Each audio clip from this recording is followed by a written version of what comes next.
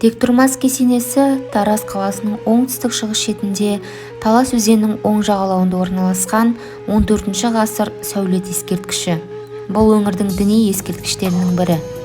Кесене сәулетшісі мен құрылысшылары белгісіз. Кесене күйдірілген кірпіштен салынған күмбезді 4 бұрышты ғимарат. Тарихшы Пугаченкова Тектұрмас кесенесінің салынған мерзімін 14 ғасырға жатқызады, ал оның атауына қатысты мәліметтерде Тектұрмасты тау жай тұрмайды деген тіркеспен мағыналас екендігін айтады. Түрік тілінде бұл атау тынымсыз орын деген мағынаны береді. Кесене Тектұрмастың жерленген орны болып саналады. Тектұрмас 10-11 ғасырларда өмір сүрген, кезінде қолбасшы, батыр және ислам дінін уағыздаушы болған. Өз заманындағы шариғат ілімдерді терең игерген білімді адам болған деседі. Бұл кісінің шын есімі Сұлтан Махмұд Шах, ал Тектұрмас халықтың қойған лақап аты. Тектұрмас деп қойылуының өзіндік тарихы бар. Сөз басында айтқанымдай, Сұлтан Махмұд ел басқарған тұсында өте беймаза, үнемі бәрін өзінің бақылауында, қарауында, жиі тексеріс жасап, қадағалап отыратын болған.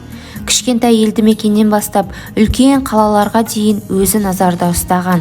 Содан халық әне тағы да тек тұрмайтын Тектұрмас келе жатыр деп сол теңеуден ел арасында лақап аты таралып кеткен. Кесенені тұрғызудағы әу бастағы мақсат оны діни рәсімдер орын ретінде пайдалану болғанға ұқсайды.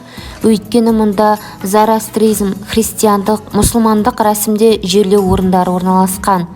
Тектұрмас кесенесіне бару үшін төбенің етек жағында ежелгі жер асты жолымен Талас өзені арқылы өтетін тас көпір кәдеге жараған.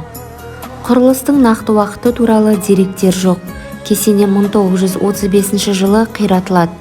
2002 жылы Тараздың 2000 жылдығына орай Амангелді Момышевтың бастамасымен кесенені қайта қалпына келтіру жұмыстары басталып, сол жылы қолдануға берілген. Қайта жаңарту жұмыстарын жас сәулетші Нұрлыбек Бәкиев қолға алды. Кесене сақталып қалған ескі сурет бойынша қайта қалпына келтірілді.